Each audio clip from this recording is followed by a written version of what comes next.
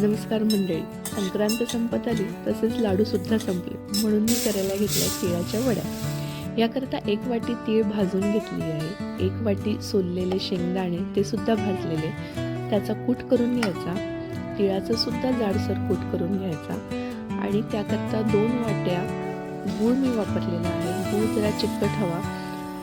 एका ताटाला आपण तूप लावून घेऊया आणि आता कढईमध्ये आपण अगदी मंद आचेवर गूळ वितळवून घेणार आहोत। हा आपल्याला चिक्कीसाठी करतो, तितका कडक पाक वगैरे करायचा नाही। किंचित तूप घालायचं आणि गूळ वितळला की लगेच त्यात आपण बारीक केलेला कूट घालायचा आहे। मंद आचेवर आपल्याला हा परत करून घ्यायचा आहे, मिक्स करून घ्यायचा आहे। त्यात मी वेलची पूड घातली आहे, तुम्ही जायफळ सुद्धा घालू शकता, छान चव येते।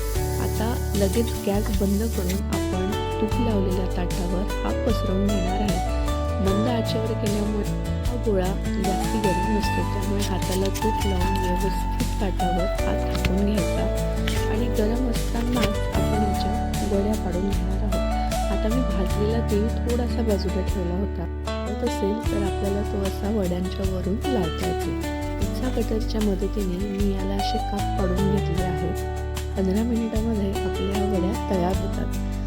आवडले तर लाईक करा, नक्की एकदा करून बघा। Thank you so much.